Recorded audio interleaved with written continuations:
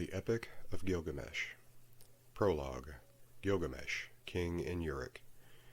I will proclaim to the world the deeds of Gilgamesh. This is the man to whom all things were known. This was the king who knew the countries of the world. He was wise. He saw mysteries and knew secret things. He brought us a tale of the days before the flood.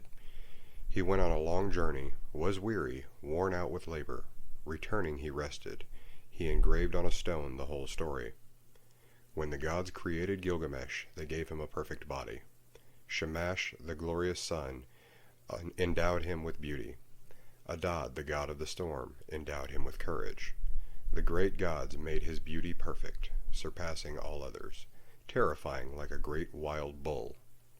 2/3 they made him god, and 1/3 man. In Uruk he built walls, a great rampart, and the temple of blessed Iana for the god of the firmament Anu, and for Ishtar the goddess of love. Look at it still today. The outer wall where the cornice runs, it shines with the brilliance of copper, and the inner wall it has no equal. Touch the threshold, it is ancient. Approach Iana, the dwelling of Ishtar, our lady of love and war, the like of which no latter-day king, no man alive, can equal. Climb upon the wall of Uruk, walk along it. I say, regard the foundation terrace, and examine the masonry. Is it not burnt brick and good? The 7 sages laid the foundations. Part 1. The Coming of Enkidu. Gilgamesh went abroad in the world, but he met with none who could withstand his arms till he came to Uruk.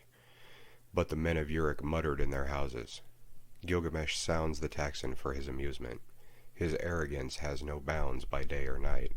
No son is left with his father, for Gilgamesh takes them all, even the children, yet the king should be a shepherd to his people. His lust leaves no virgin to her lover, neither the warrior's daughter nor the wife of the noble, yet this is the shepherd of the city, wise, comely, and resolute. The gods heard their lament. The gods of heaven cried to the Lord of Uruk, to Anu the god of Uruk. A goddess made him, strong as a savage bull. None can withstand his arms. No son is left with his father, for Gilgamesh takes them all. And is this the king, the shepherd of his people? His lust leaves no virgin to her lover, neither the warrior's daughter nor the wife of the noble. When Anu had heard their lamentations, the gods cried to Aruru, the goddess of creation. You made him, O Aruru, now create his equal. Let it be as like him in his own reflection, his second self, stormy heart for stormy heart. Let them contend together, and leave Uruk in quiet. So the goddess conceived an image in her mind, and it was of the stuff of Anu of the firmament. She dipped her hands in the water, and pinched off clay. She let it fall in the wilderness, and noble Enkidu was created. There was virtue in him of the god of war, of Ninurta himself. His body was rough. He had long hair like a woman's. It waved like the hair of Nisaba, the goddess of corn. His body was covered with matted hair like Samugan's, the god of cattle. He was innocent of mankind. He knew nothing of the cultivated land. Enkidu ate grass in the hills with the gazelle, and lurked with wild beasts at the water holes. He had joy of the water with the herds of wild game. But there was a trapper who met him one day face to face at the drinking hole, for the wild game had entered his territory. On 3 days he met him face to face, and the trapper was frozen with fear. He went back to his house with the game that he had caught, and he was dumb, benumbed with terror. His face was altered like that of one who had made a long journey. With awe in his heart he spoke to his father. Father, there is a man, unlike any other, who comes down from the hills. He is the strongest in the world. He is like an immortal from heaven. He ranges over the hills with wild beasts, and eats grass. The ranges through your lands, and comes down to the wells. I am afraid, and dare not go near him. He fills in the pits which I dig, and tears up my traps set for the game. He helps the beasts to escape, and now they slip through my fingers. His father opened his mouth and said to the trapper, My son, in Uruk lives Gilgamesh. No one has ever prevailed against him. He is strong as a star from heaven. Go to Uruk, find Gilgamesh. Extol the strength of this wild man. Ask him to give you a harlot, a wanton from the temple of love.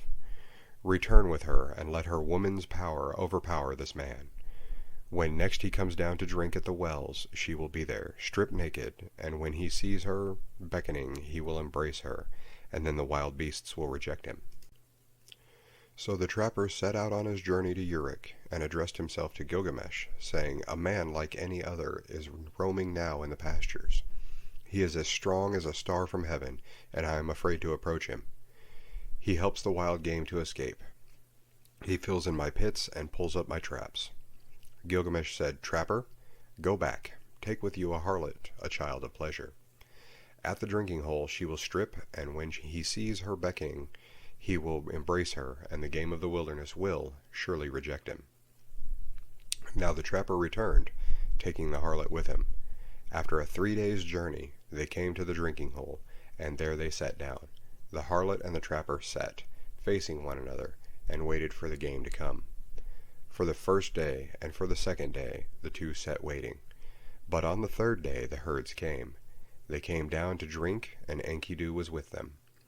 The small wild creatures of the plains were glad of the water, and Enkidu with them, who ate grass with the gazelle, and was born in the hills.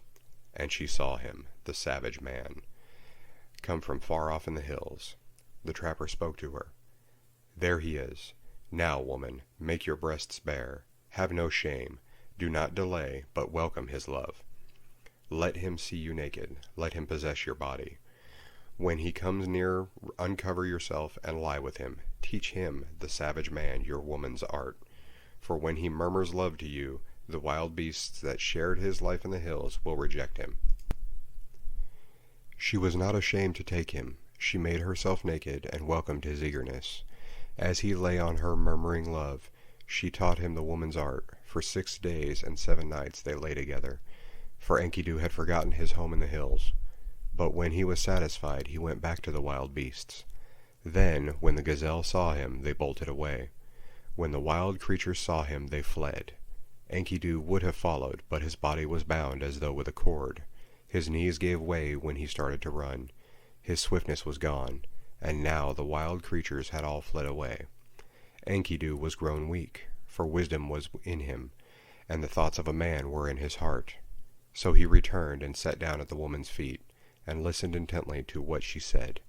"You are wise, Enkidu, and now you have become like a god. Why do you want to run wild with the beasts in the hills? Come with me. I will take you to strong-walled Uruk, to the blessed temple of Ishtar and of Anu, of love and of heaven, where Gilgamesh lives, who is very strong, and like a wild bull he lords it over men." When she had spoken, Enkidu was pleased.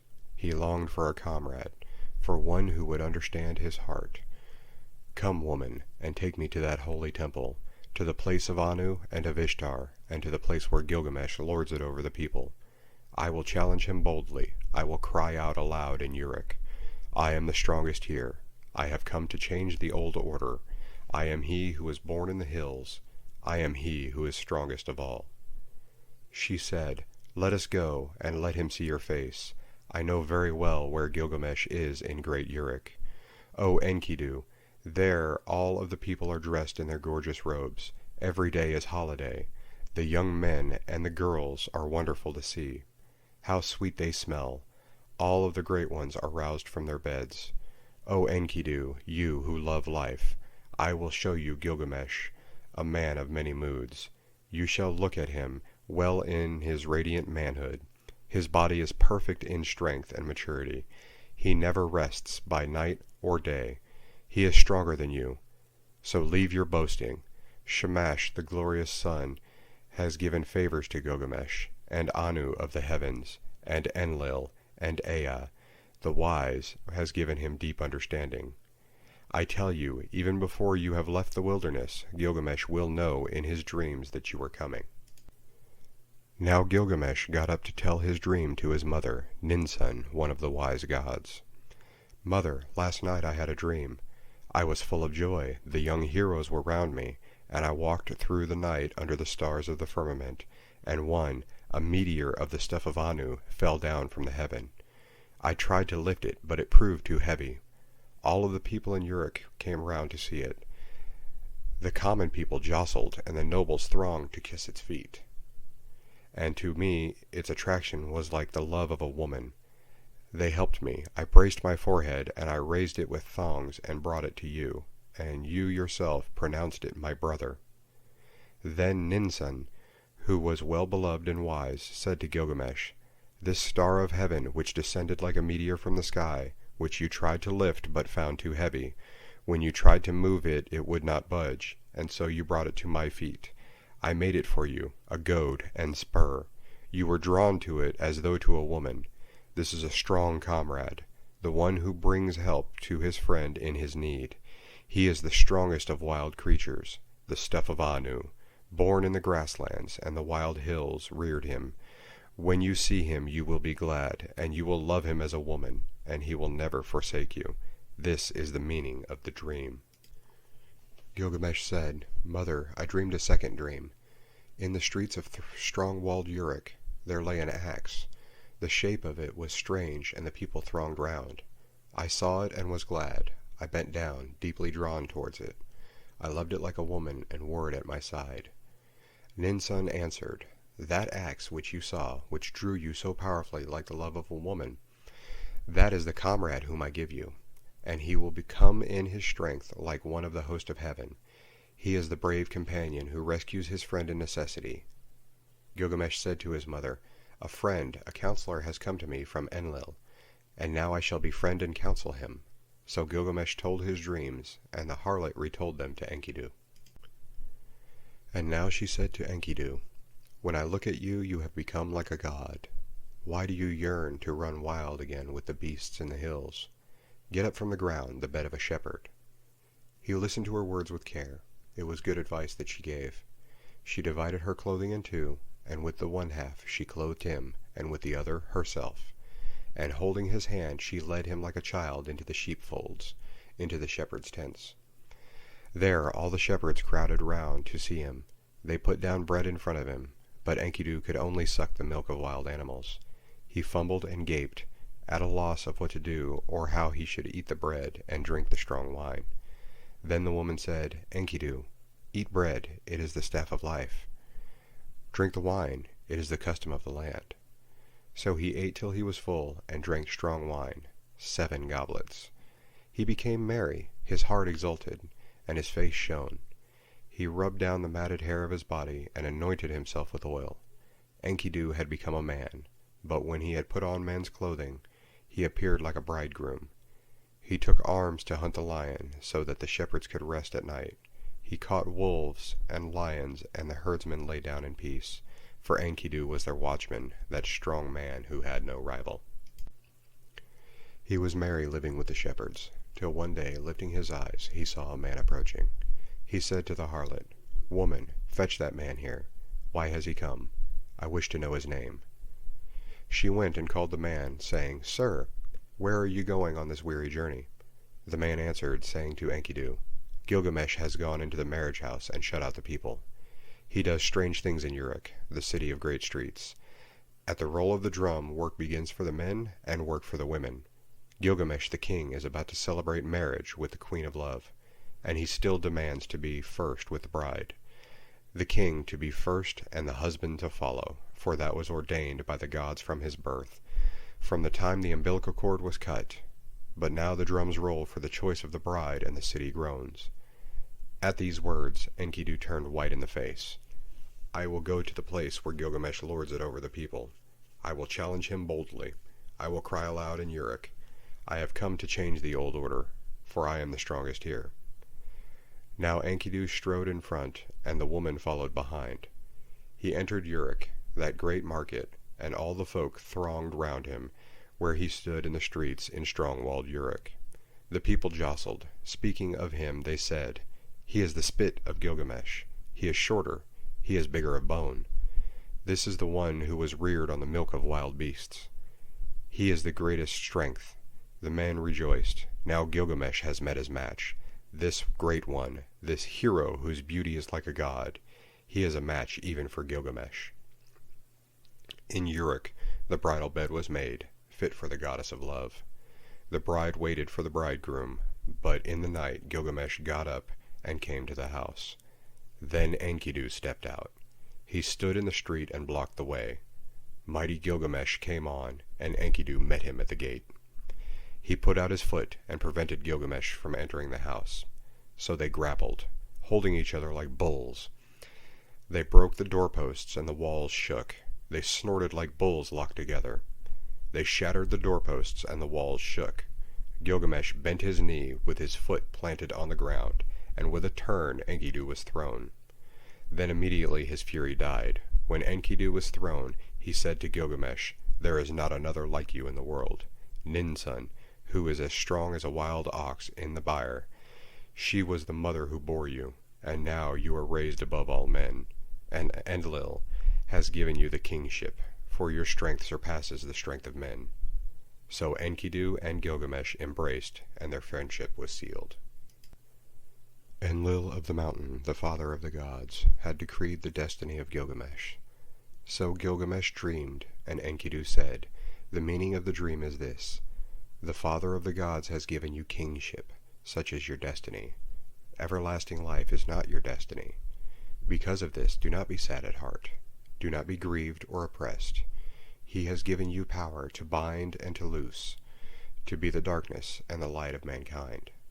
He has given you unexampled supremacy over the people, victory in battle from which no fugitive returns, in forays and assaults from which there is no going back.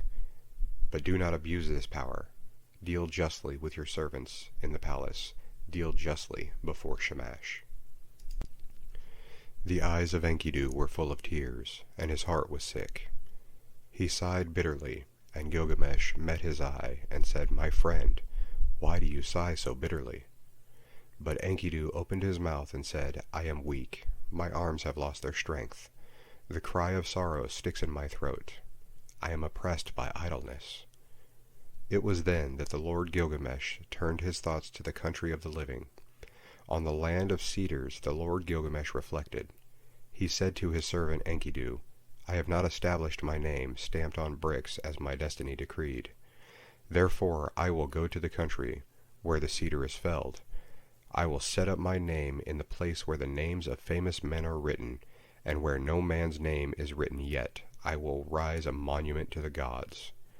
Because of the evil that is in the land, we will go to the forest and destroy the evil.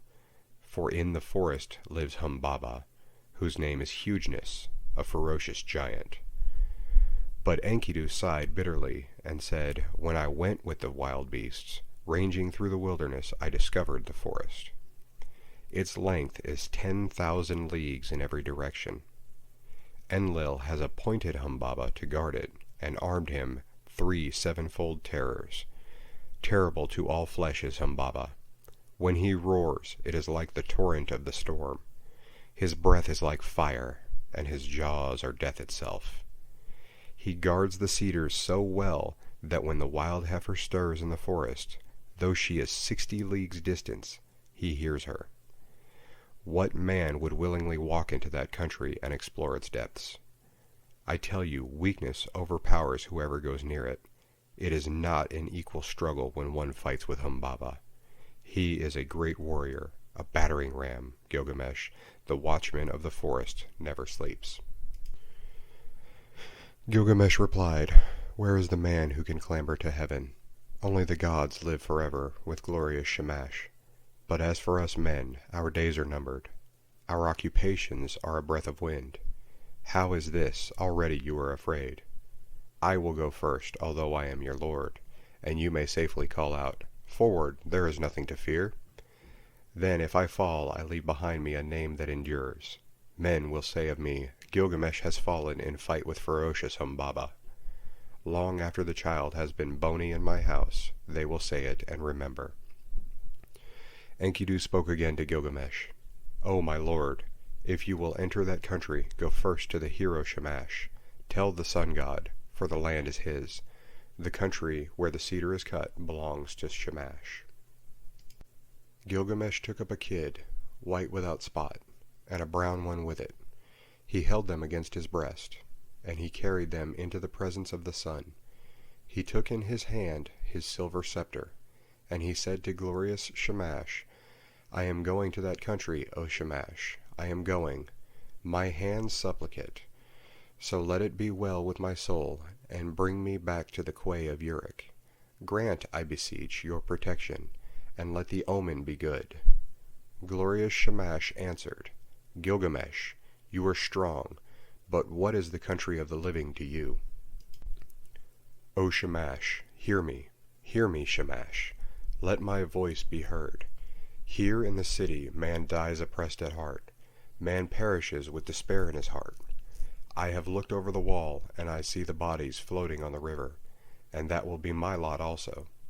Indeed, I know it is so, for whoever is tallest among men cannot reach the heavens, and the greatest cannot encompass the earth. Therefore I would enter that country, because I have not established my name stamped on brick as my destiny decreed. I will go to the country where the cedar is cut. I will set up my name where the names of famous men are written, and where no man's name is written I will raise a monument to the gods. The tears ran down his face, and he said, Alas, it is a long journey that I must take to the land of Humbaba. If this enterprise is not to be accomplished, why did you move me, Shamash, with the restless desire to perform it? How can I succeed if you will not succor me? If I die in that country, I will die without rancor. But if I return, I will make a glorious offering of gifts and of praise to Shamash. So Shamash accepted the sacrifice of his tears. Like the compassionate man, he showed him mercy. He appointed strong allies for Gilgamesh, sons of one mother, and stationed them in the mountain caves. The great winds he appointed, the north wind, the whirlwind, the stone and the icy wind, the tempest and the scorching wind, like vipers, like dragons, like a scorching fire, like a serpent that freezes the heart, a destroying flood and the lightning's fork. Such were they, and Gilgamesh rejoiced. He went to the forge and said, I will give orders to the armorers. They shall cast us our weapons while we watch them. So they gave orders to the armorers, and the craftsmen sat down in conference. They went into the groves of the plain, and cut willow and boxwood. They cast for them axes of 90 pounds, and great swords they cast with blades of 60 pounds each one, with pommels and hilts of 30 pounds. They cast for Gilgamesh the axe, might of heroes, and the bow of Anshan. And Gilgamesh was armed, and Enkidu, and the weight of the arms they carried was 30 pounds. The people collected, and the counselors in the streets, and in the marketplace of Uruk. They came through the gate of 7 bolts, and Gilgamesh spoke to them in the marketplace. I, Gilgamesh, go to see that creature of whom such things are spoken, the rumor of whose name fills the world. I will conquer him in his cedar wood, and show the strength of the sons of Uruk. All of the world shall know of it. I am committed to this enterprise, to climb the mountain, to cut down the cedar, and leave behind me an enduring name. The counselors of Uruk, the great market, answered him, Gilgamesh, you are young. Your courage carries you too far. You cannot know what this enterprise means which you plan. We have heard that Humbaba is not like men who die. His weapons are such that none can stand against them. The forest stretches for 10,000 leagues in every direction. Who would willingly go down to explore its depths? As for Humbaba, when he roars it is like the torrent of the storm. His breath is like fire, and his jaws are death itself. Why do you crave to do this thing, Gilgamesh? It is no equal struggle when one fights with Humbaba, that battering ram. When he heard these words of the counselors, Gilgamesh looked at his friend and laughed. How shall I answer them? Shall I say I am afraid of Humbaba? I will sit at home all the rest of my days? When Gilgamesh opened his mouth again, and said to Enkidu, My friend, let us go to the great palace, to Igalma, and stand before Ninsun the queen. Ninsun is wise with deep knowledge. She will give us counsel for the road we must go. They took each other by the hand as they went to Igalma, and they went to Ninsun, the great queen. Gilgamesh approached. He entered the palace and spoke to Ninsun. "Ninsun, will you help me? I have a long journey to go, to the land of Humbaba. I must travel an unknown road and fight a strange battle. From the day I go until I return, till I reach the cedar forest and destroy the evil which Shamash abhors. Pray for me to Shamash." Ninsun went into her room. She put on a dress becoming to her body. She put on jewels to make her breast beautiful. She placed a tiara on her head, and her skirts swept the ground. Then she went up to the altar of the sun. Standing upon the roof of the palace, she burnt incense and lifted her arms to Shamash as the smoke ascended. "O Shamash, why did you give this restless heart to Gilgamesh, my son? Why did you give it? You have moved him, and now he sets out on a long journey to the land of Humbaba, to travel an unknown road and fight a strange battle. Therefore, from the day that he goes till the day he returns, until he reaches the cedar forest, until he kills Humbaba and destroys the evil thing which you, Shamash, abhor, do not forget him, but let the dawn, Aya, your dear bride, remind you always, and when the day is done, give him to the watchmen of the night to keep him from harm." Then Ninsun, the mother of Gilgamesh, extinguished the incense, and she called to Enkidu with his exhortation, "Strong Enkidu, you are not the child of my body, but I will receive you as my adopted son. You are my other child, like the foundlings they bring to the temple. Serve Gilgamesh as a foundling serves the temple, and the priestess who reared him. In the presence of my women, any votaries and hierophants, I declare it, that she placed the amulet for a pledge around his neck, and she said to him, I entrust my son to you. Bring him back to me safely." And now they brought to them the weapons. They put in their hands the great swords in their golden scabbards, and the bow and the quiver. Gilgamesh took the axe. He slung the quiver from his shoulder, and the bow of Anshan, and buckled the sword to his belt. And so they were armed and ready for the journey. Now all the people came and pressed on them, and said, "When will you return to the city?" The counselors blessed Gilgamesh, and warned him, "Do not trust too much in your own strength. Be watchful. Restrain your blows at first. The one who goes in front protects his companion. The good guide who knows the way guards his friend. Let Enkidu lead the way. He knows the road to the forest. He has seen Humbaba and is experienced in battles. Let him press first into the passes. Let him be watchful and look to himself. Let Enkidu protect his friend and guard his companion, and bring him safe through the pitfalls of the road. We, the counselors of Uruk, entrust our king to you, O Enkidu. Bring him back safely to us." Again to Gilgamesh they said, "May Shamash give you your heart's desire. May he let you see with your eyes the thing accomplished which your lips have spoken. May he open a path for you where it is blocked, and a road for your feet to tread. May he open the mountains for your crossing, and may the night time bring you the blessings of night. And Lugal Banda, your guardian god, stand beside you for victory. May you have victory in the battle as though you fought with a child. Wash your feet in the river of Humbaba, to which you are journeying. In the evening dig a well, and let there always be pure water in your water skin. Offer cold water to Shamash, and do not forget Lugal Banda." Then Enkidu opened his mouth, and said, "Forward, there is nothing to fear. Follow me, for I know the place where Humbaba lives, and the paths where he walks. Let the counselors go back. Here is no cause for fear." When the counselors heard this, they sped the hero on his way. "Go, Gilgamesh. May your guardian god protect you on the road, and bring you safely back to the quay of Uruk." After 20 leagues they broke their fast. After another 30 leagues they stopped for the night. 50 leagues they walked in one day. In 3 days they had walked as much as a journey of a month and 2 weeks. They crossed 7 mountains before they came to the gate of the forest. Then Enkidu called out to Gilgamesh, Do not go down into the forest. When I opened the gate, my hand lost its strength." Gilgamesh answered him, "Dear friend, do not speak like a coward. Have we got the better of so many dangers and traveled so far to turn back at last? You, who are tried in wars and battles, hold close to me now, and you will feel no fear of death. Keep beside me, and your weakness will pass. The trembling will leave your hand. Would my friend rather stay behind?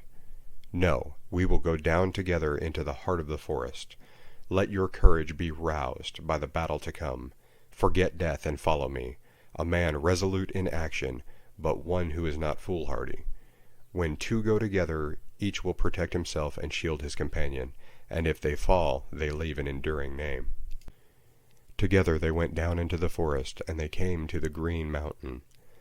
There they stood still. They were struck dumb. They stood still and gazed at the forest. They saw the height of the cedar. They saw the way into the forest, and the track where Humbaba was used to walk. The way was broad, and the going was good. They gazed at the mountain of cedars, the dwelling place of the gods and the throne of Ishtar. The hugeness of the cedar rose in front of the mountain. Its shade was beautiful, full of comfort. Mountain and glade were green with brushwood. There Gilgamesh dug a well before the setting sun. He went up to the mountain and poured out fine meal on the ground, and said, "O mountain, dwelling of the gods, bring me a favorable dream."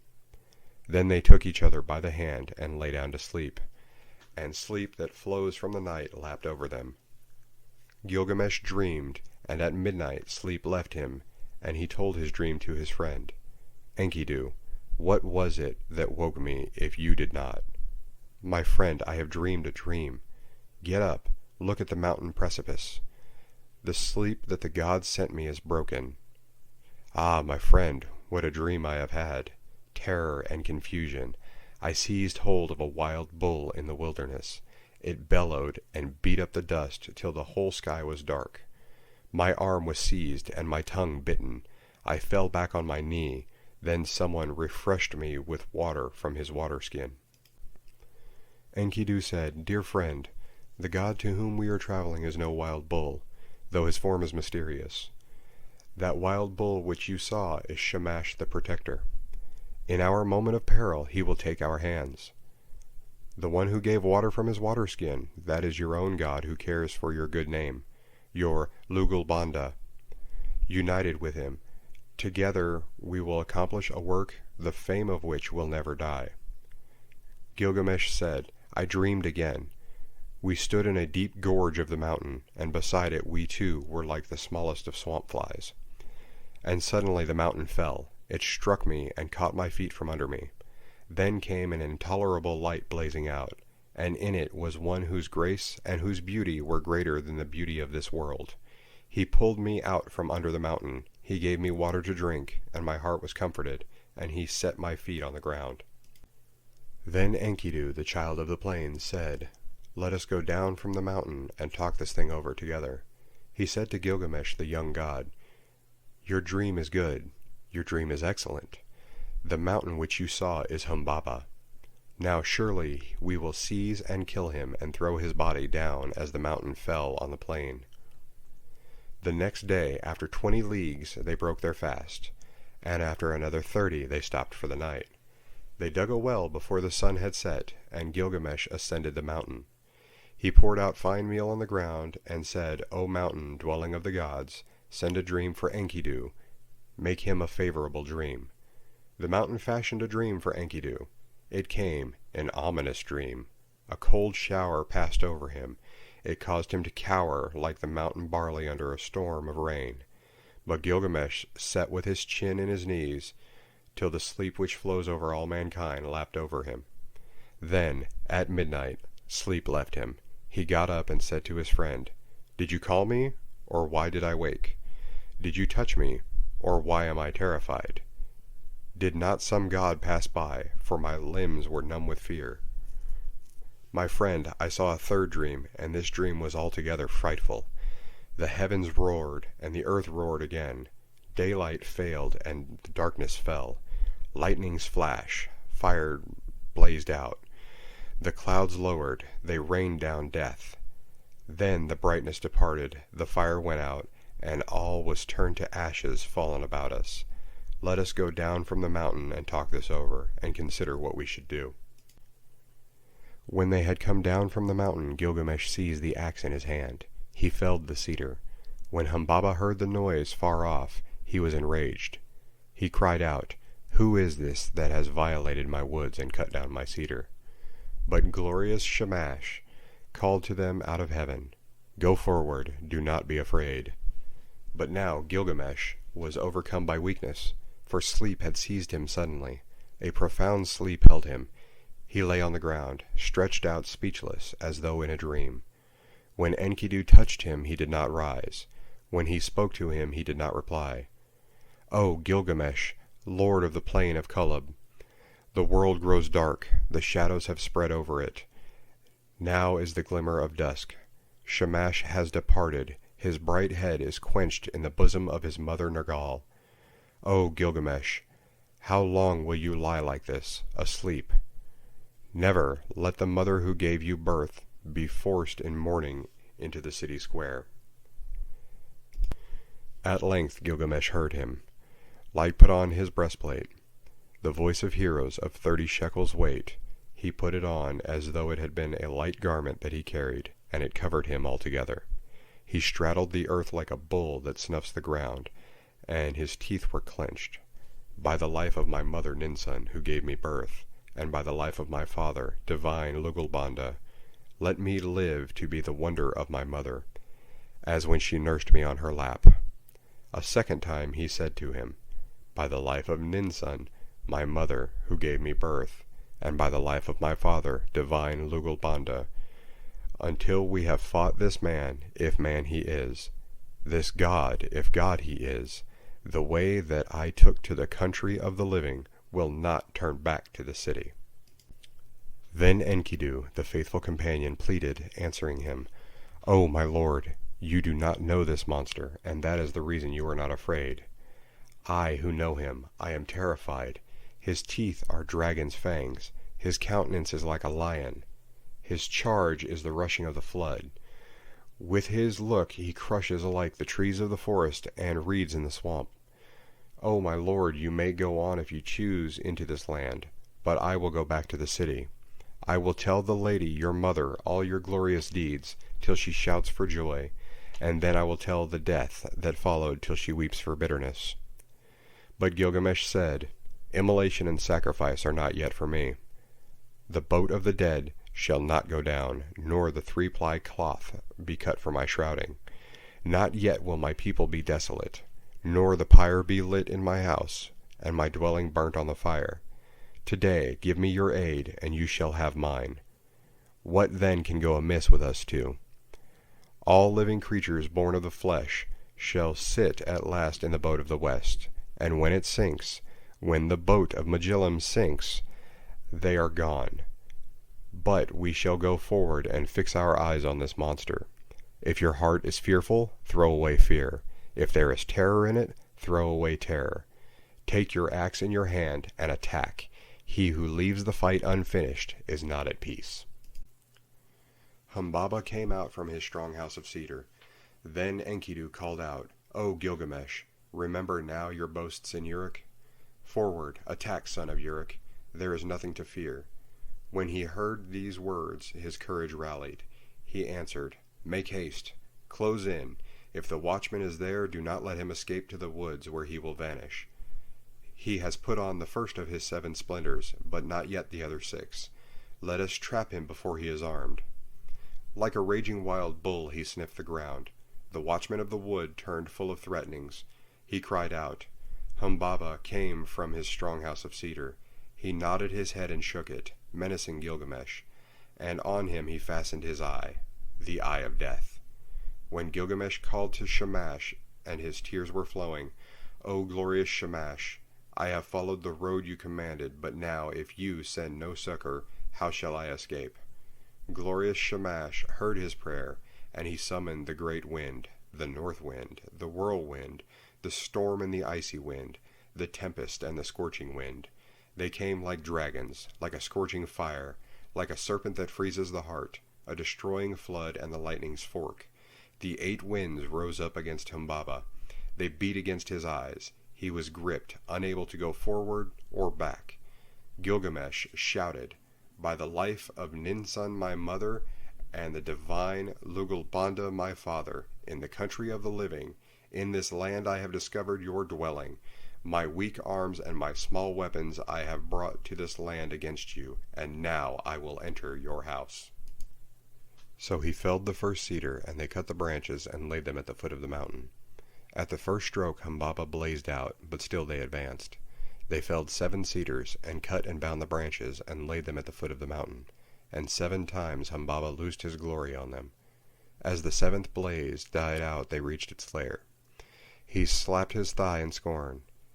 He approached like a noble wild bull roped on the mountain, a warrior whose elbows were bound together.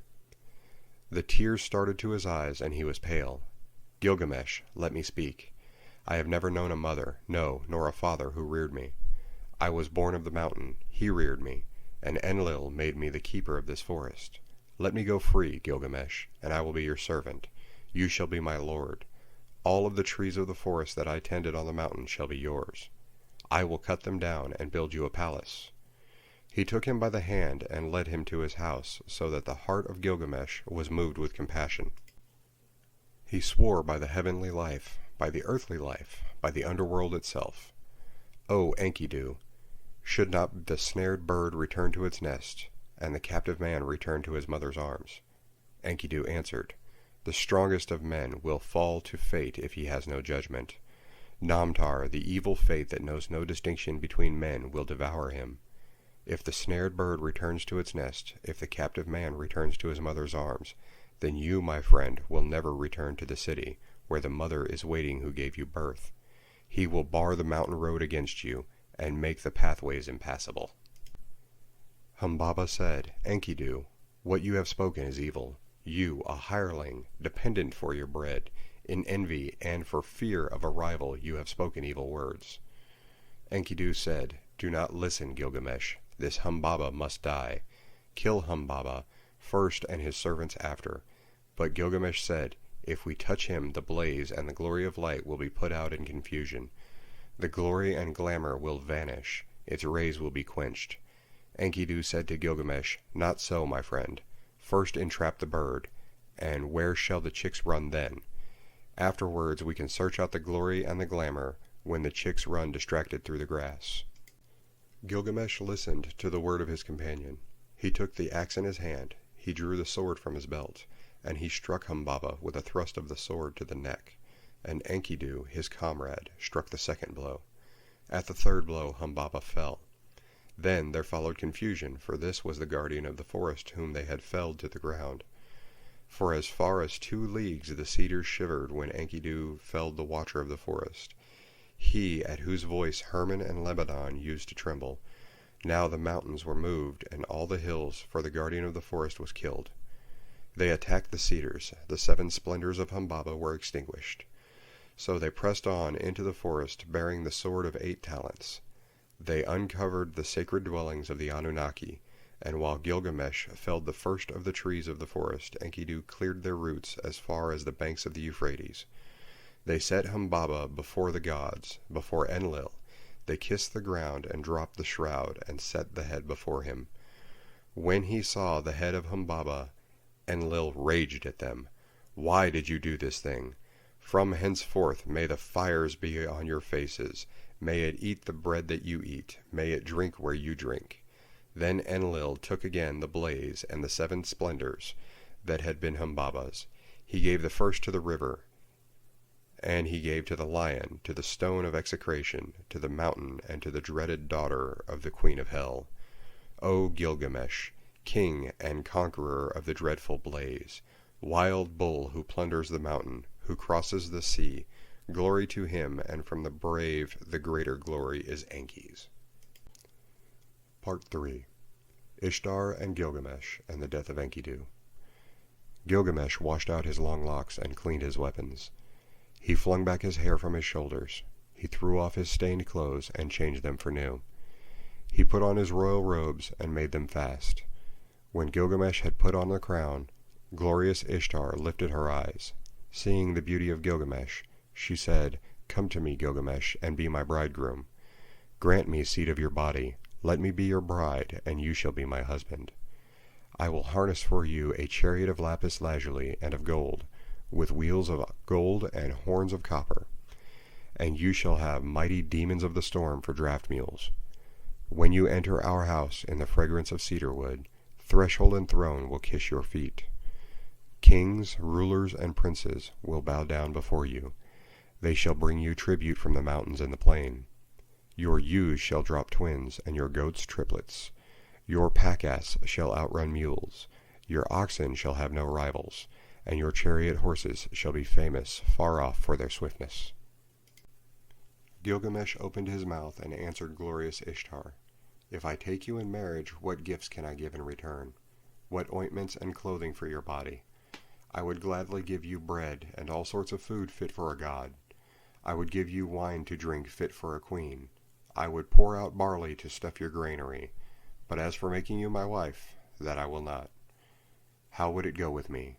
Your lovers have found you like a brazier which smolders in the cold, a back door which keeps out neither squall of wind nor storm, a castle which crushes the garrison, pitch that blackens the bearer, a water-skin that chafes the carrier, a stone which falls from the parapet, a battering ram turned back from the enemy, a sandal that trips the wearer. Which of your lovers did you ever love forever? What shepherd of yours has pleased you for all time? Listen to me while I tell you the tale of your lovers. There was Tammuz, the lover of your youth. For him you decreed wailing. Year after year you loved the many-colored roller, but still you struck and broke his wing. Now in the grove he sits and cries, "Copy, copy, my wing, my wing." You have loved the lion tremendous in strength. 7 pits you dug for him, and 7. You have loved the stallion magnificent in battle, and for him you decreed whip and spur and a thong to gallop 7 leagues by force, and to muddy the water before he drinks. And for his mother Soliloquy, lamentations. You have loved the shepherd of the flock. He made meal cake for you day after day. He killed kids for your sake. You struck and turned him into a wolf. Now his own herd boys chase him away. His own hounds worry his flanks. And did you not love Ishulanu, the gardener of your father's palm grove? He brought you baskets filled with dates without end. Every day he loaded your table. Then you turned your eyes on him and said, "Dearest Ishulanu, come here to me. Let us enjoy your manhood. Come forward and take me. I am yours." Ishulanu answered, "What are you asking from me? My mother has baked and I have eaten. Why should I come to such as you for food that is tainted and rotten? For when was a screen of rushes sufficient protection from frosts? But when you had heard his answer, you struck him. He was changed to a blind mole deep in the earth, one whose desire is always beyond his reach. And if you and I should be lovers, should not I be served in the same fashion as all these others whom you loved once?" When Ishtar heard this, she fell into a bitter rage. She went up to high heaven. Her tears poured down in front of her father Anu and Antum her mother. She said, "My father, Gilgamesh, has heaped insults on me. He has told over all my abominable behavior, my foul and hideous acts." Anu opened his mouth and said, "Are you a father of gods? Did not you quarrel with Gilgamesh the king? So now he has related your abominable behavior, your foul and hideous acts." Ishtar opened her mouth and said again, "My father, give me the bull of heaven to destroy Gilgamesh. Fill Gilgamesh, I say, with arrogance to his destruction. But if you refuse to give me the bull of heaven, I will break in the doors of hell and smash the bolts. There will be confusion of people, those above with those from the lower depths. I shall bring up the dead to eat food like the living, and the hosts of dead will outnumber the living." Anusa said to great Ishtar, "If I do what you desire, there will be 7 years of drought throughout Uruk, when corn will be seedless husks. Have you saved grain enough for the people and grass for the cattle?" Ishtar replied, I have saved grain for the people, grass for the cattle, for 7 years of seedless husks. There is grain and there is grass enough.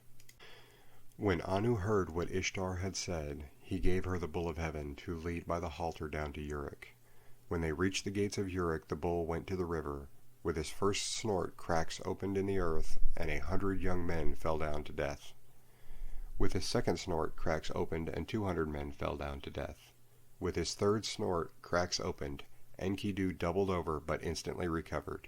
He dodged aside, and leapt on the bull, and seized it by the horns.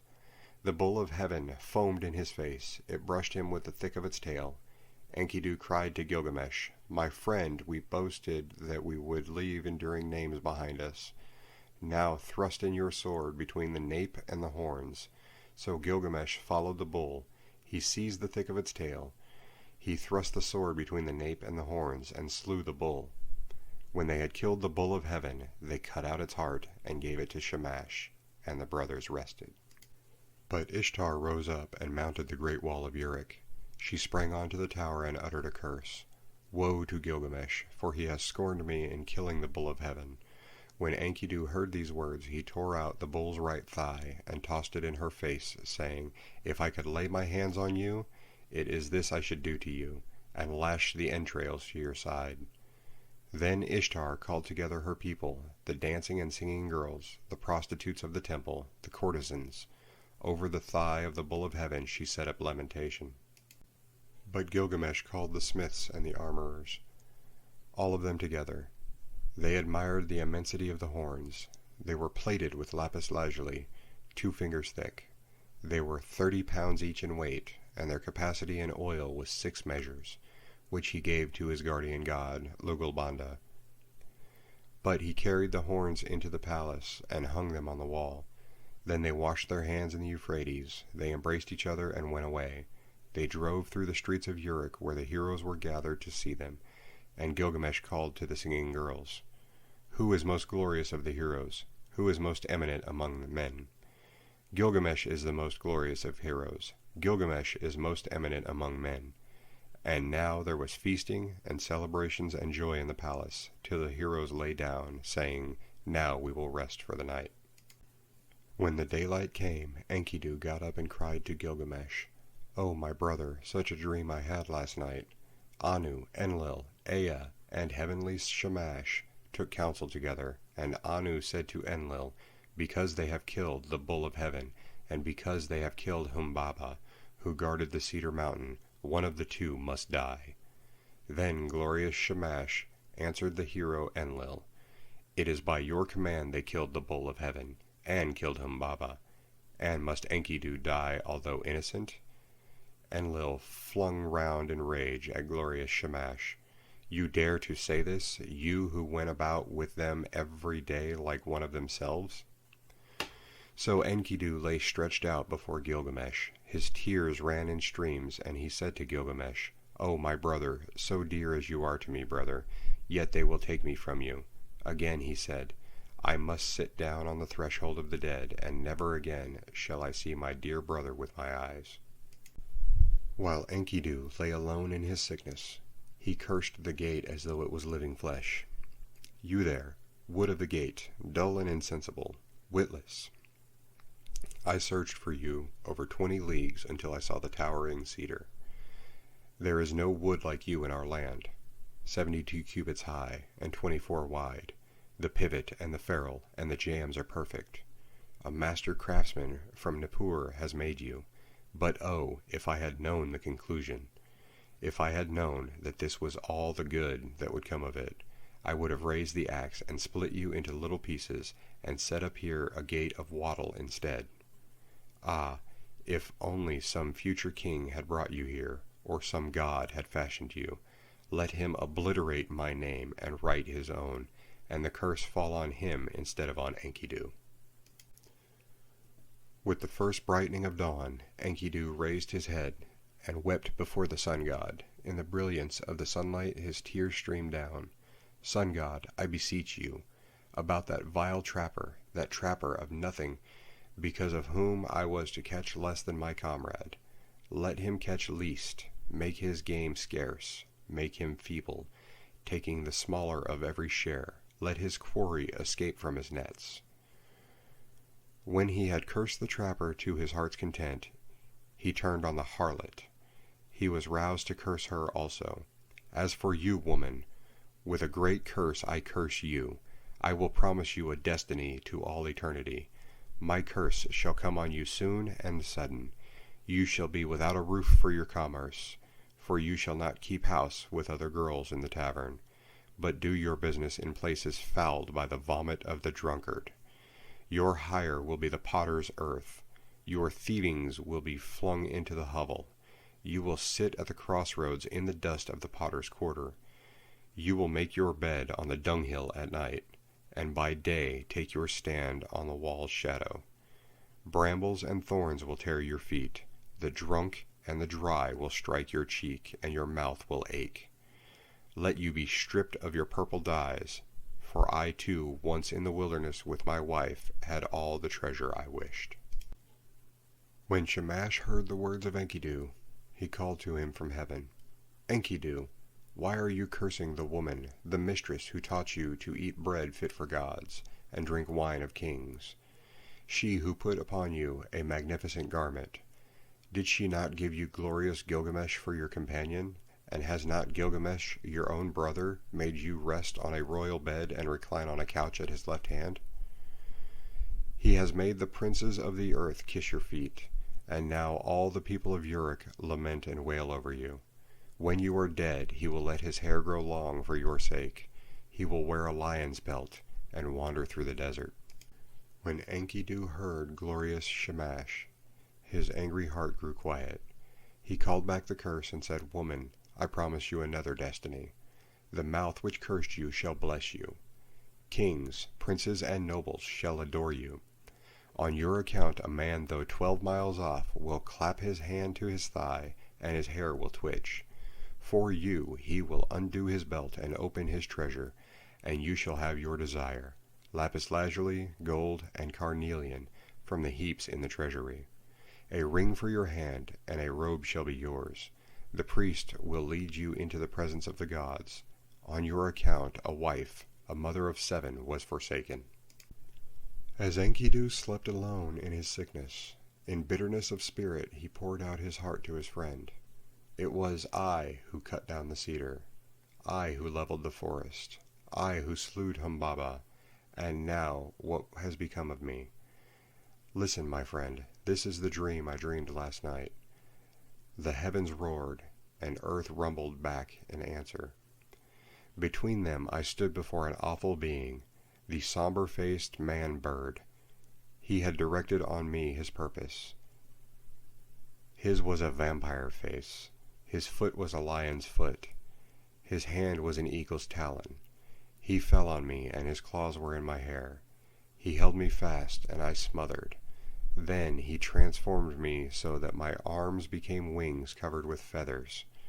He turned his stare towards me, and he led me away to the palace of Urkala, the queen of darkness, to the house from which none who enters ever returns, down the road from which there is no coming back.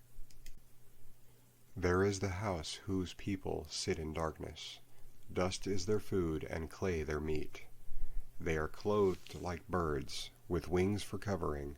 They see no light, they sit in darkness. I entered the house of dust, and I saw the kings of the earth, their crowns put away forever, rulers and princes, all those who once wore kingly crowns and ruled the earth in the days of old. They who had stood in the place of the gods like An and Enlil, stood now like servants to fetch baked meats in the house of dust, to carry cooked meat and cold water from the waterskin. In the house of dust which I entered were high priests and acolytes, priests of the incantation and of ecstasy. There were servers of the temple, and there was Etana, that king of Dish, whom the eagle carried to heaven in the days of old. I saw also Samukin, god of cattle, and there was Ereshkigal, the queen of the underworld, and Befet Sheri, squatted in front of her, she who is recorder of the gods, and keeps the book of death. She held a tablet from which she read. She raised her head, she saw me, and spoke. Who has brought this one here? When I awoke, like a man drained of blood, who wanders alone in a waste of ashes, like one whom the bailiff has seized, and his heart pounds with terror. Gilgamesh had peeled off his clothes. He listened to his words and wept quick tears. Gilgamesh listened, and his tears flowed. He opened his mouth and spoke to Enkidu. Who is there in strong-walled Uruk who has wisdom like this? Strange things have been spoken. Why does your heart speak strangely? The dream was marvelous, but the terror was great. We must treasure the dream, whatever the terror. For the dream had shown that misery comes at last to the healthy man. The end of life is sorrow. And Gilgamesh lamented, Now I will pray to the great gods, for my friend had an ominous dream. This day on which Enkidu dreamed came to an end, and he lay stricken with sickness. One whole day he lay on his bed, and his suffering increased. He said to Gilgamesh, the friend on whose account he had left the wilderness, Once I ran for you for the water of life, and now I have nothing. A second day he lay on his bed, and Gilgamesh watched over him, but the sickness increased. A third day he lay on his bed. He called out to Gilgamesh, rousing him up. Now he was weak, and his eyes were blind with weeping. 10 days he lay, and his suffering increased. 11 and 12 days he lay on his bed of pain. Then he called to Gilgamesh, My friend, the great goddess cursed me, and I must die in shame. I shall not die like a man fallen in battle. I feared to fall, but happy is the man who falls in battle, for I must die in shame. And Gilgamesh wept over Enkidu.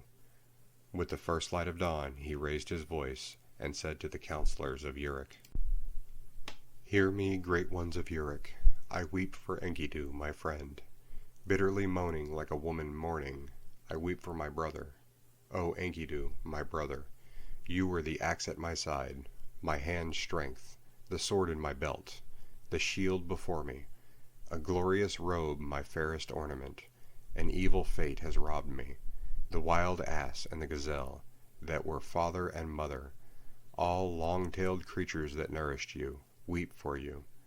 All the wild things of the plain and pastures, the paths that you loved in the forests of cedars. Night and day murmur. Let the great ones of strong-walled Uruk weep for you. Let the finger of blessing be stretched out in mourning. Enkidu, young brother, hark, there is an echo through all the country, like a mother mourning. Weep all the paths where we walked together. And the beasts we hunted, the bear and hyena, tiger and panther, leopard and lion, the stag and the ibex, the bull and the doe, the river along whose banks we used to walk, weeps for you. Ula of Elam and dear Euphrates, where once we drew water for the waterskins, the mountain we climbed where we slew the watchmen, weeps for you. The warriors of strong-walled Uruk, where the bull of heaven was killed, weep for you. All of the people of Eridu weep for you, Enkidu. Those who brought grain for your eating mourn for you now. Who rubbed oil on your back mourn for you now. Who poured beer for your drinking mourn for you now. The harlot who anointed you with fragrant ointment laments for you now.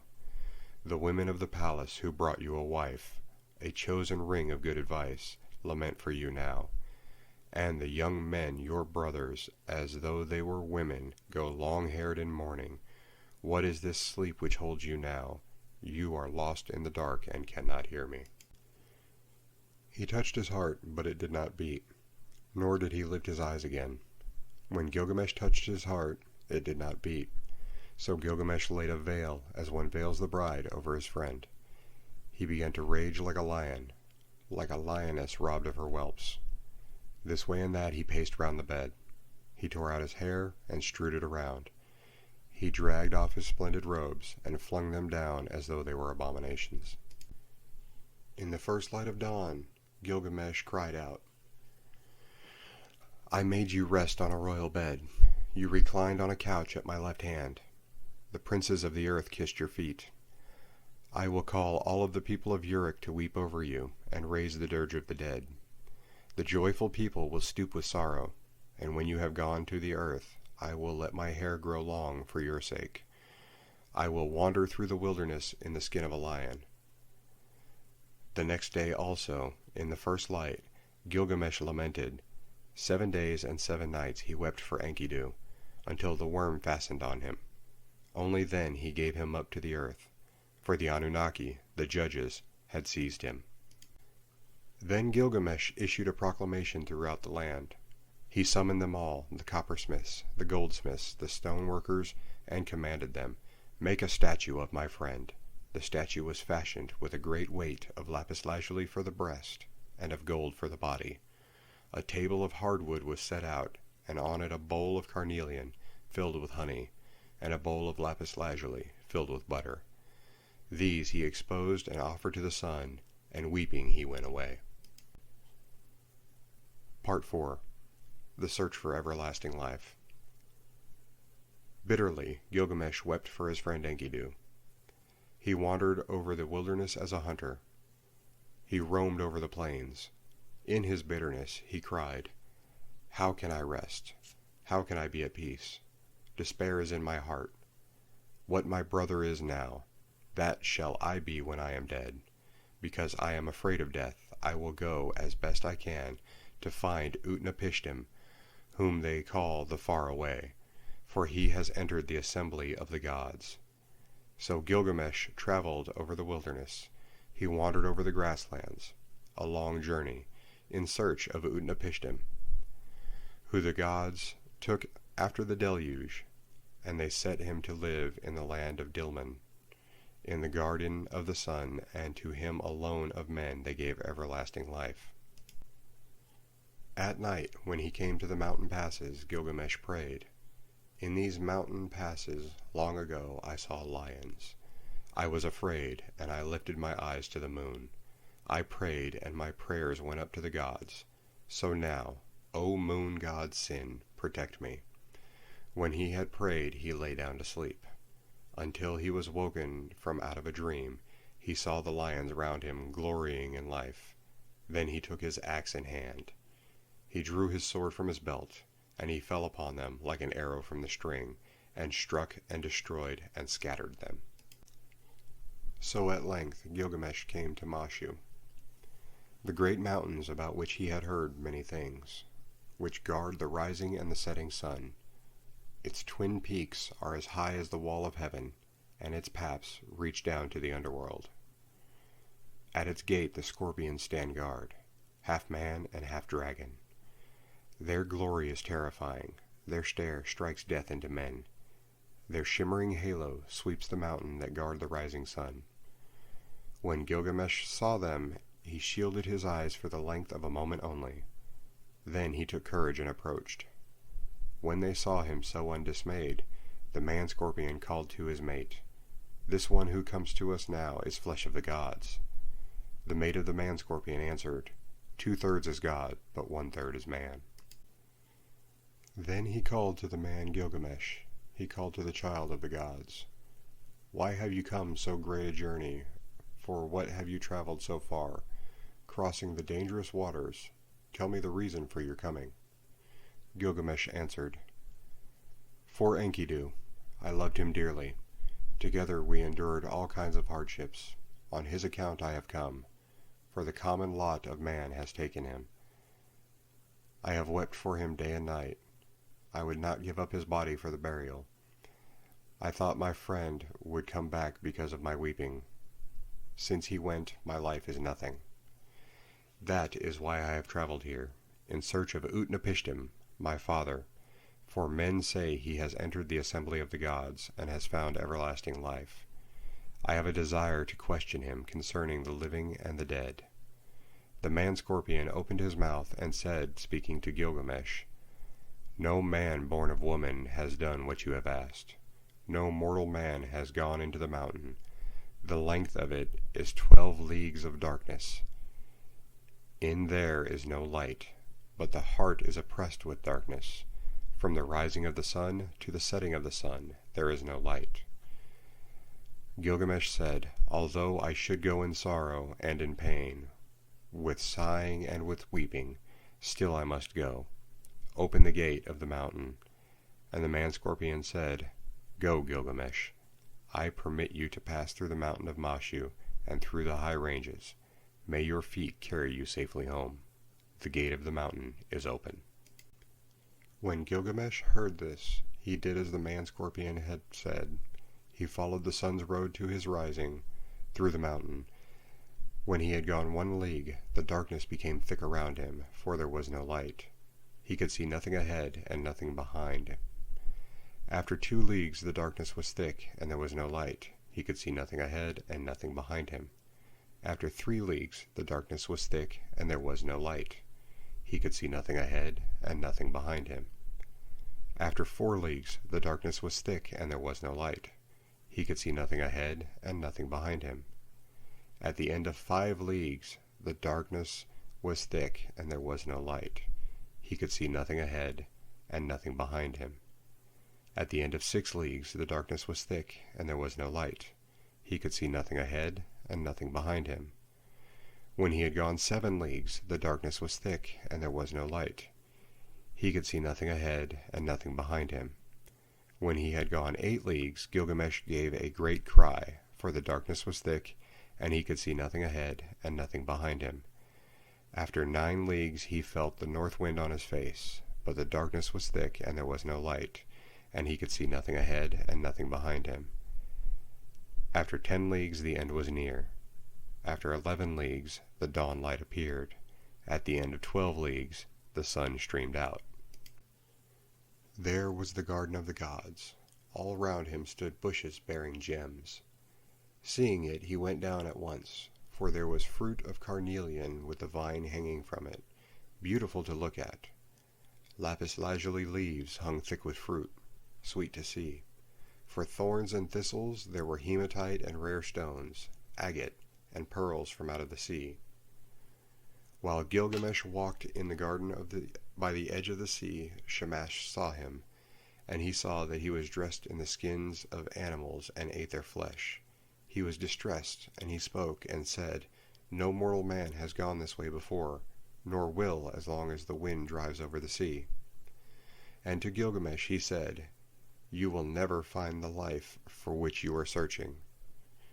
Gilgamesh said to glorious Shamash, "Now that I have toiled and strayed so far over the wilderness, am I to sleep and let the earth cover my head forever?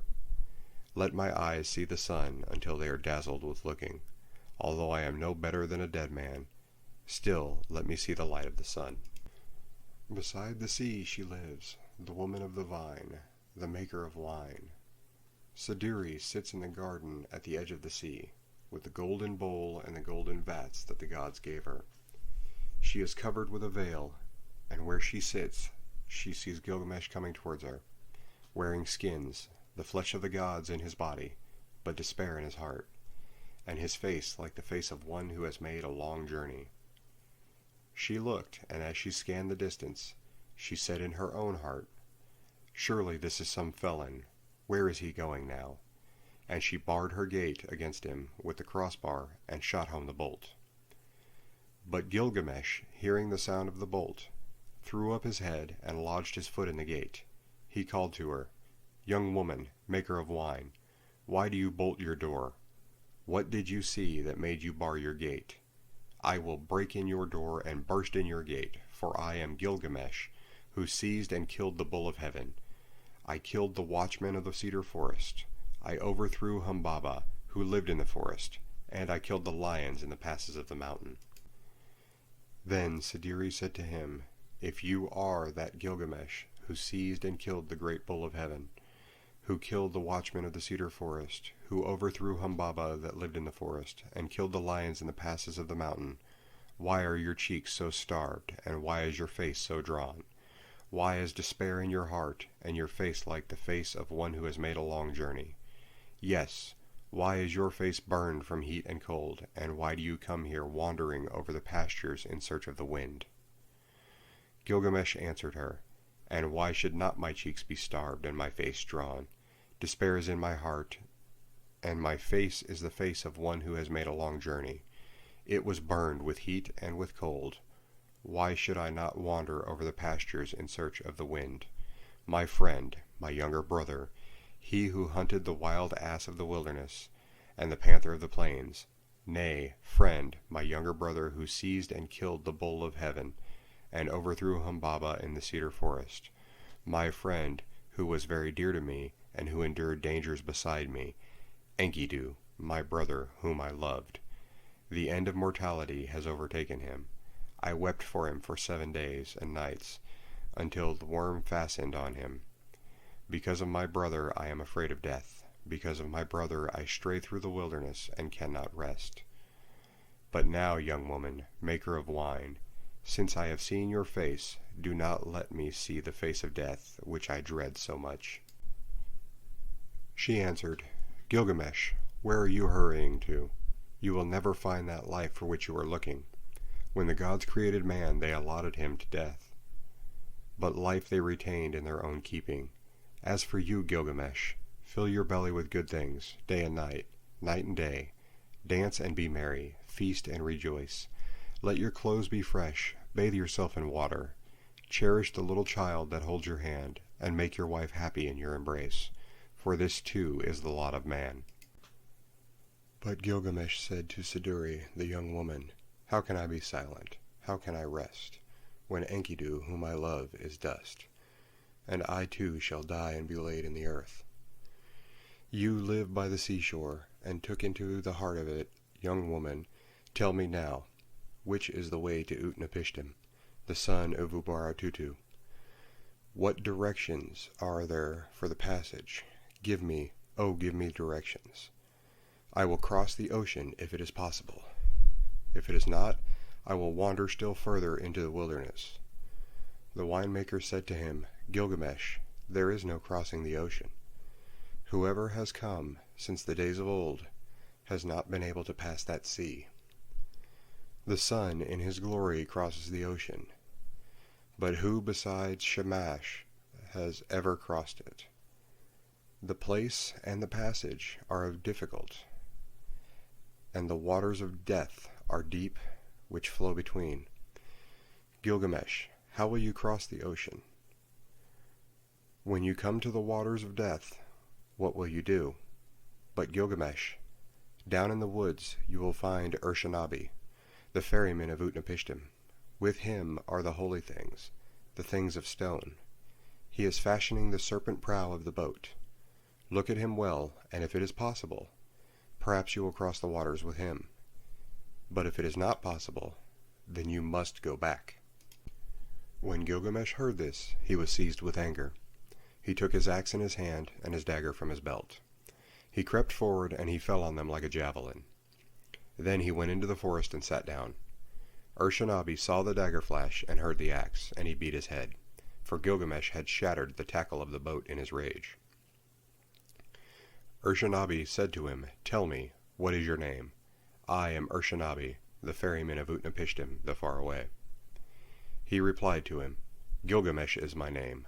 I am from Uruk, from the house of Anu. Then Urshanabi said to him, Why are your cheeks so starved and your face drawn? Why is despair in your heart, and your face like the face of one who has made a long journey? Yes, why is your face burned with heat and with cold? And why do you come here wandering over the pastures in search of the wind? Gilgamesh said to him, Why should not my cheeks be starved and my face drawn? Despair is in my heart, and my face is the face of one who has made a long journey. I was burned with heat and with cold. Why should I not wander over the pastures?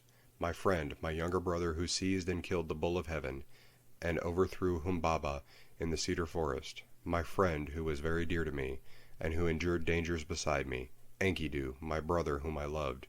The end of mortality has overtaken him. I wept for him 7 days and nights, till the worm fastened on him. Because of my brother I am afraid of death. Because of my brother I stray through the wilderness. His fate lies heavy upon me. How can I be silent? How can I rest? He is dust, and I too shall die and be laid in the earth forever. I am afraid of death. Therefore, Urshanabi, tell me which is the road to Utnapishtim. If it is possible, I will cross the waters of death. If not, I will wander still further through the wilderness." Urshanabi said to him, "Gilgamesh, your own hands have prevented you from crossing the ocean. When you destroyed the tackle of the boat, you destroyed its safety." Then the two of them talked it over, and Gilgamesh said, "Why are you so angry with me, Urshanabi? For you yourself cross the sea by day and night. At all seasons you cross it. Gilgamesh, those things you destroyed, their property is to carry me over the water, to prevent the waters of death from touching me. It was for this reason that I preserved them, but you have destroyed them, and the Urnu snakes with them. But now, go into the forest, Gilgamesh.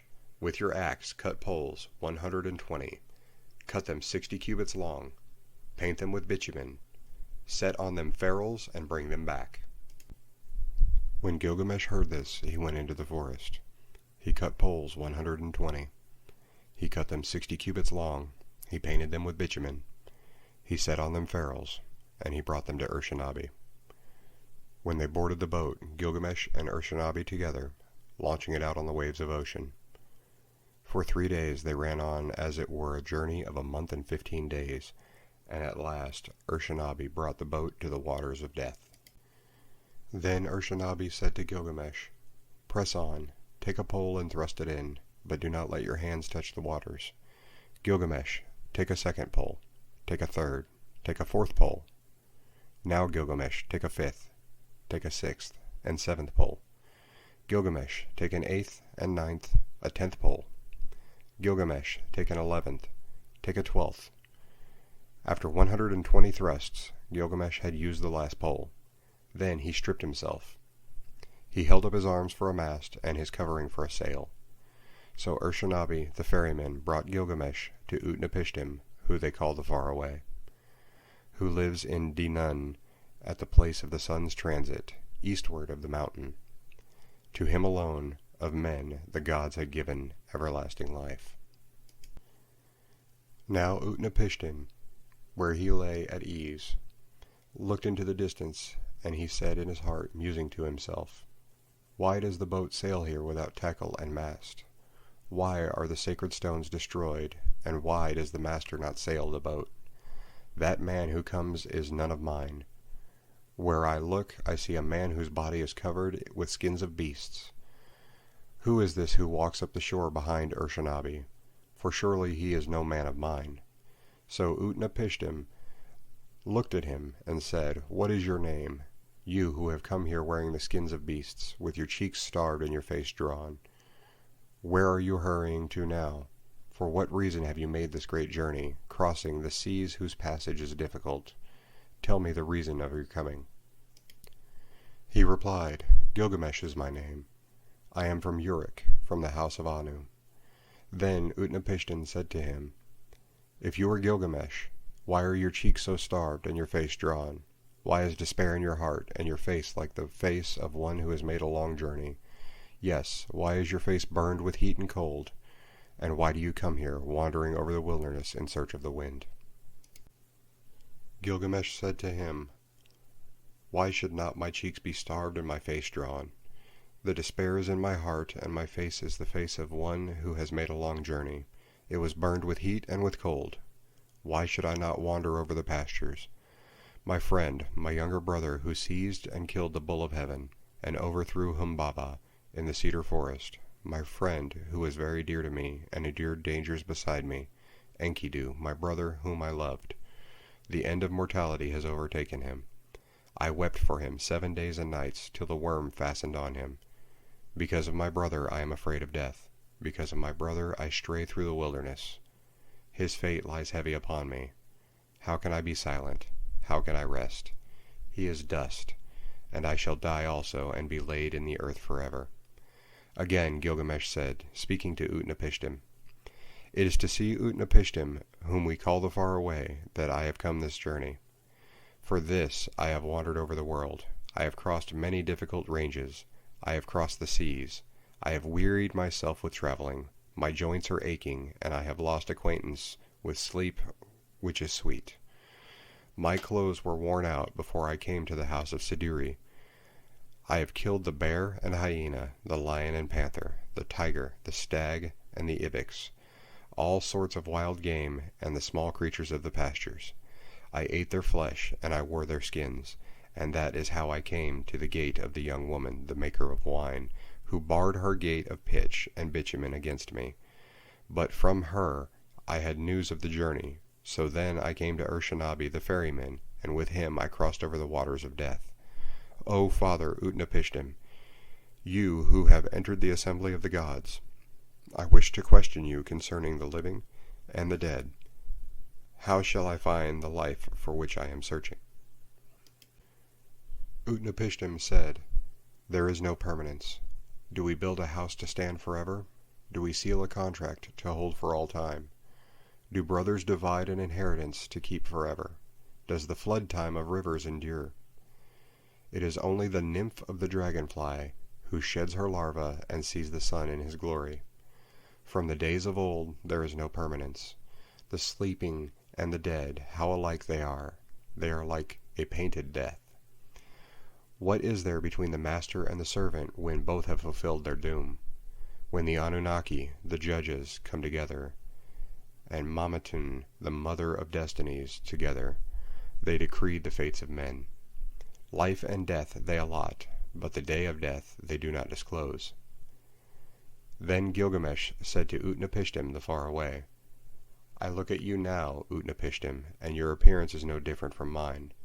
There is nothing strange in your features. I thought I should find you like a hero prepared for battle. But you be here, taking your ease on your back. Tell me truly, how is it that you came to enter the company of gods, and to possess everlasting life? Utnapishtim said to Gilgamesh, I will reveal to you a mystery. I will tell you a secret of the gods. Part 5. The Story of the Flood. You know the city Shurippak. It stands on the banks of Euphrates. That city grew old, and the gods that were in it were old. There was Anu, lord of the firmament, their father, and warrior Enlil, their counselor, Ninurta the helper, and Ennugi, watcher over canals, and with them also was Ea. In those days the world teemed, the people multiplied, the world bellowed like a wild bull, and the great God was aroused by the clamor. Enlil heard the clamor, and he said to the gods in council, The uproar of man is intolerable, and sleep is no longer possible by reason of the babel. So the gods agreed to exterminate mankind. Enlil did this. But Ea, because of his oath, warned me in a dream. He whispered their words to my house of reeds. Reed house, reed house. Wall, O wall, hearken, reed house. Wall, reflect. O man of Shurippak, son of Ubaratutu, tear down your house and build a boat. Abandon possessions and look for life. Despise worldly goods and save your soul alive. Tear down your house, I say, and build a boat. These are the measurements of the bark as you shall build her. Let hex beam equal her length. Let her deck be roofed like the vault that covers the abyss. Then take up into the boat the seed of all living creatures. When I had understood, I said to my Lord, Behold, what you have commanded I will honor and perform. But how shall I answer the people, the city, the elders? Then Ea opened his mouth, and said to me, his servant, Tell them this, I have learnt that Enlil is wrathful against me.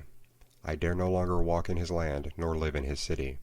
I will go down to the gulf to dwell with Ea my lord. But on you he will rain down abundance, rare fish, and shy wild fowl. A rich harvest tide. In the evening the rider of the storm will bring you wheat in torrents. In the first light of dawn all my household gathered round me.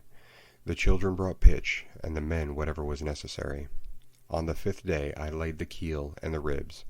Then I made fast the planking. The ground space was 1 acre. Each side of the deck measured 120 cubits, making a square. I built 6 decks below, 7 in all. I divided them into 9 sections with bulkheads between. I drove in wedges where needed. I saw to the puntholes and laid in supplies. The carriers brought oil in baskets. I poured pitch into the furnace, and asphalt and oil more oil was consumed in caulking, and more again the master of the boat took into his stores. I slaughtered bullocks for the people, and every day I killed sheep. I gave the shipwrights wine to drink as though it were river water, raw wine and red wine, and oil and white wine. There was feasting then, as there is at the time of the New Year's festival. I myself anointed my head. On the 7th day the boat was complete. Then was the launching full of difficulty. There was shifting of ballast above and below, till 2/3 was submerged. I loaded into her all that I had of gold and of living things, my family, my kin, the beast of the field, both wild and tame, and all of the craftsmen. I sent them on board, for the time that Shamash had ordered was already fulfilled, when he said, in the evening, when the rider of the storm sends down the destroying rain, enter the boat and batten her down. The time was fulfilled, the evening came, the rider of the storm sent down the rain. I looked out at the weather, and it was terrible. So I too boarded the boat and battened her down. All was now complete, the battening and the caulking. So I handed the tiller to Pazur Amari, the steersman, with the navigation and the care of the whole boat. With the first light of dawn, a black cloud came from the horizon. It thundered within, where Adad, lord of the storm, was riding. In front, over hill and plain, Shallot and Hanish, heralds of the storm, led on. Then the gods of the abyss rose up. Nergal pulled out the dams of the nether waters. Ninurta, the warlord, threw down the dikes, and the 7 judges of hell, the Anunnaki, raised their torches, lighting the land with their livid flame. A stupor of despair went up to heaven when the god of the storm turned daylight to darkness, when he smashed the land like a cup. One whole day the tempest raged. Gathering fury as it went, it poured over the people like the tides of battle. And Imam could not see his brother, nor the people be seen from heaven. Even the gods were terrified at the flood. They fled to the highest heaven, the firmament of An. They crouched against the walls, cowering like curs. Then Ishtar, the sweet-voiced queen of heaven, cried out like a woman in travail. Alas, the days of old are turned to dust, because I commanded evil.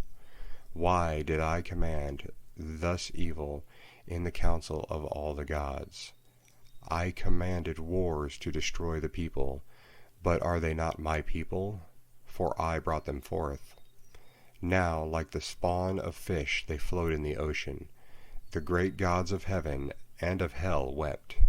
They covered their mouths. For 6 days and nights the wind blew. Torrent and tempest and flood overwhelmed the world. Tempest and flood raged together like warring hosts. When the 7th day dawned, the storm from the south subsided. The sea grew calm. The flood was stilled. I looked at the face of the world, and there was silence. All mankind was turned to clay. The surface of the sea stretched as flat as a rooftop. I opened a hatch, and the light fell on my face. Then I looked over land, in vain, but 14 leagues distant there appeared a mountain, and there the boat grounded. On the mountain of Nasir the boat held fast. She held fast and did not budge. 1 day she held, and a 2nd day on the mountain of Nasir she held fast and did not budge. A 3rd day and a 4th day she held fast on the mountain and did not budge. A 5th day and a 6th day she held fast on the mountain. When the 7th day dawned, I loosed a dove and let her go. She flew away, but finding no resting place she returned. Then I loosed a swallow, and she flew away, but finding no resting place she returned. I loosed a raven. She saw the waters had retreated. She ate, she flew around, she cawed, and she did not come back. Then I threw everything open to the 4 winds. I made a sacrifice and poured out a libation on the mountain top. 7 and again 7 cauldrons I set up on their stands. I heaped up wood and cane and cedar and myrtle. When the gods smelled the sweet savor, they gathered like flies over the sacrifice. Then, at last, Ishtar also came. She lifted her necklace with the jewels of heavens that once Anu had made to please her. O you gods here present, by the lapis lazuli around my neck, I shall remember these days as I remember the jewels of my throat. These last days I shall not forget. Let all the gods gather round the sacrifice, except Enlil. He shall not approach this offering, for without reflection he brought the flood. He consigned my people to destruction. When Enlil had come, when he saw the boat, he was wrath and swelled with anger at the gods. The host of heaven, has any of these mortals escaped? Not one was to have survived the destruction. Then the god of the wells and canals, Ninurta, opened his mouth and said to the warrior Enlil, Who is there of the gods that can devise without Ea? It is Ea alone who knows all things. Then Ea opened his mouth and spoke to warrior Enlil. Wisest of gods, hero Enlil, how could you so senselessly bring down the flood? Lay upon the sinner his sin, lay upon the transgressor his transgression. Punish him a little when he breaks loose. Do not drive him too hard, or he perishes. Would that a lion had ravaged mankind, rather than the flood. Would that a wolf had ravaged mankind, rather than the flood. Would that a famine had wasted the world, rather than the flood. Would that pestilence had wasted mankind, rather than the flood. It was not I that revealed the secret of the gods. The wise man learned it in a dream. Now take your counsel, what shall be done with him? Then Enlil went up into the boat. He took me by the hand and my wife, and made us enter the boat, and kneel down on either side, he standing between us. He touched our foreheads to bless us, saying, In time past Utnapishtim was a mortal man. Henceforth he and his wife shall live in the distance at the mouth of the rivers. Thus it was that the gods took me and placed me here to live in the distance at the mouth of the rivers. Part 6. The Return. Utnapishtim said, As for you, Gilgamesh, who will assemble the gods for your sake, so that you may find that life for which you are searching? But if you wish, come and put into the test. Only prevail against sleep for 6 days and 7 nights. But while Gilgamesh sat there resting on his haunches, a mist of sleep like soft wool teased from the fleece drifted over him. And Utnapishtim said to his wife, Look at him now, the strong man who would have everlasting life. Even now the mists of sleep are drifting over him. His wife replied, Touch the man to wake him, so that he may return to his own land in peace, going back through the gate by which he came. Utnapishtim said to his wife, All men are deceivers. Even you he will attempt to deceive. Therefore bake loaves of bread, each day 1 loaf, and put it beside his head, and make a mark on the wall to number the days he has slept. So she baked loaves of bread, each day 1 loaf, and put it beside his head. And she marked on the wall the days that he slept. And there came a day when the first loaf was hard, the second loaf was like leather, the third was soggy, the crust of the fourth had mold, and the fifth was mildewed, the sixth was fresh, and the seventh was still on the embers. Then Utnapishtim touched him, and he woke. Gilgamesh said to Utnapishtim the faraway, I hardly slept when you touched and roused me. But Utnapishtim said, Count these loaves, and learn how many days you slept. For your first is hard, your second like leather, your third is soggy, the crust of your fourth has mold, your fifth has mildewed, your sixth is fresh, and your seventh is still over the glowing embers when I touched you and woke you. Gilgamesh said, What shall I do? O Utnapishtim, where shall I go? Already the thief in the night has hold of my limbs. Death inhabits my room. Wherever my foot rests, there I find death. Then Utnapishtim spoke to Urshanabi the ferryman. Woe to you, Urshanabi!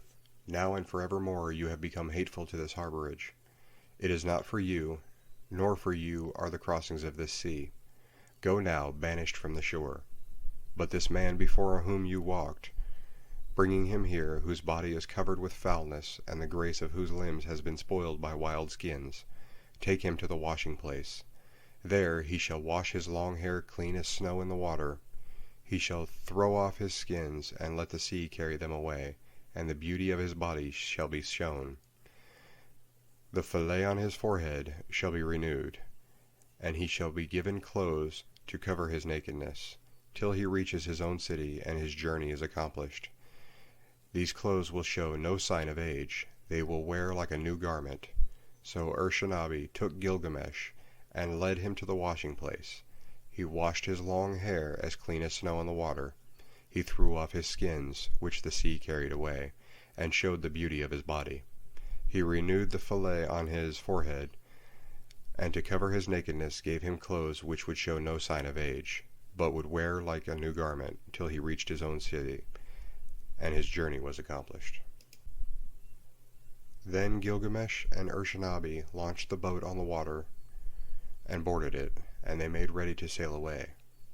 But the wife of Utnapishtim the faraway said to him, Gilgamesh came here wearied out, he is worn out. What will you give him to carry him back to his own country? So Utnapishtim spoke, and Gilgamesh took a pole and brought the boat in to the bank. Gilgamesh, you came here a man wearied out. You have worn yourself out. What shall I give you to carry you back to your own country? Gilgamesh, I shall reveal a secret thing. It is a mystery of the gods that I am telling you. There is a plant that grows under the water. It has a prickle like a thorn, like a rose. It will wound your hands, but if you succeed in taking it, then your hands will hold that which restores his lost youth to a man.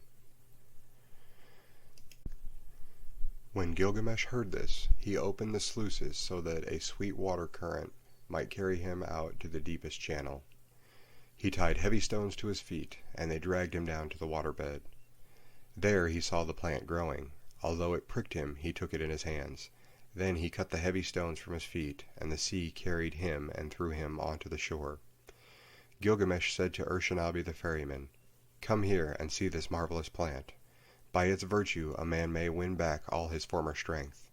I will take it to Uruk of the strong walls. There I will give it to the old men to eat. Its name shall be, The Old Men Are Young Again.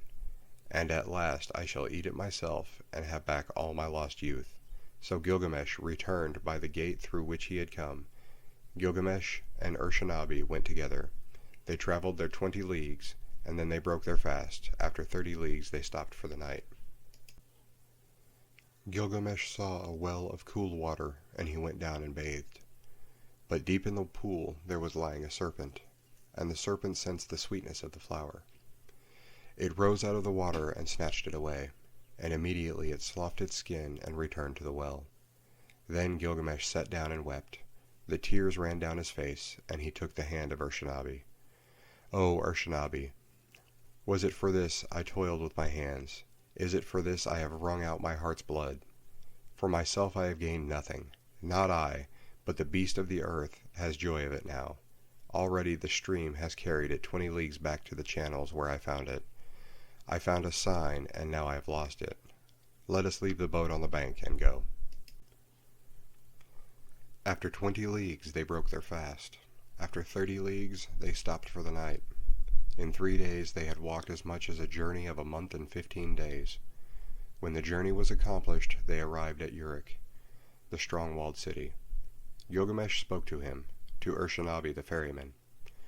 Urshanabi, climb up on to the top of the wall of Uruk. Inspect its foundation terrace, and examine well the brickwork. See if it is not of burnt bricks. And did not the 7 wise men lay these foundations? 1/3 of the whole is city, 1/3 is garden, and 1/3 is field, with the precinct of the goddess Ishtar. These parts in the precinct are all Uruk. This too was the work of Gilgamesh, the king, who knew the countries of the world. He was wise. He saw mysteries and knew secret things. He brought us a tale of the days before the flood. He went a long journey, was weary, worn out with labor, and returning engraved on a stone the whole story. Part 7. The Death of Gilgamesh. The destiny was fulfilled which the Father of the Gods, Enlil of the Mountain, had decreed for Gilgamesh. In nether earth the darkness will show him a light. Of mankind all that are known, none will leave a monument for generations to come to compare with his. The heroes, the wise men, like the new moon, have their waxing and waning. Men will say, who has ever ruled with might and with power like him? As in the dark month, the month of shadows, so without him there is no light. O Gilgamesh, this was the meaning of your dream. You were given the kingship, such was your destiny. Everlasting life was not your destiny. Because of this, do not be sad at heart, do not be grieved or oppressed. He has given you power to bind and to loose, to be the darkness and the light of mankind. He has given unexampled supremacy over the people, victory in battle from which no fugitive returns, in forays and assaults from which there is no going back. But do not abuse this power. Deal justly with your servants in the palace. Deal justly before the face of the sun.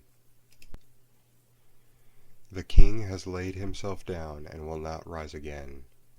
The Lord of Kalub will not rise again. He overcame evil, he will not come again. Though he was strong of arm, he will not rise again. He had wisdom and a comely face, he will not come again. He is gone into the mountain, he will not come again.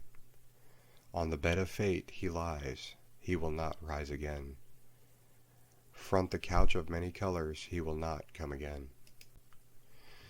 The people of the city, great and small, are not silent. They lift up the lament. All men of flesh and blood lift up the lament. Fate has spoken. Like a hooked fish, he lies stretched on the bed, like a gazelle that is caught in a noose. Inhuman, Namtar is heavy upon him, Namtar that has neither hand nor foot, that drinks no water and eats no meat. For Gilgamesh, son of Ninsun, they weighed out their offerings. His dear wife, his son, his concubine, his musicians, his jester, and all his household, his servants, his stewards, all who lived in the palace, weighed out their offerings for Gilgamesh, the son of Ninsun, the heart of Uruk.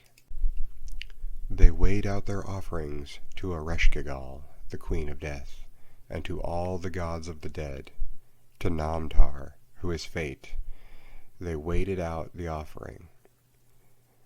Bread for Ned, the keeper of the gate, bread for Ningizida, the god of the serpent, the lord of the tree of life, for Dumuzi, also the young shepherd, for Enki and Ninki, for Endikuga and Nindikuga, for Enmul and Nimmul, all the ancestral gods, forebearers of Enlil, a feast for Shulpe, the god of feasting, for Samukan, god of the herds, for Dai-mother Ninhershag, and the gods of creation in the place of creation, for the host of heaven, priest and priestess, weighed out the offering of the dead. Gilgamesh, the son of Ninsun, lies in the tomb. At the place of offerings he weighed the bread offering. At the place of libation he poured out the wine. In those days the Lord Gilgamesh departed, the son of Ninsun, the Kung, peerless, without an equal among men, who did not neglect Enlil his master. O Gilgamesh, Lord of Kalub, great is thy praise.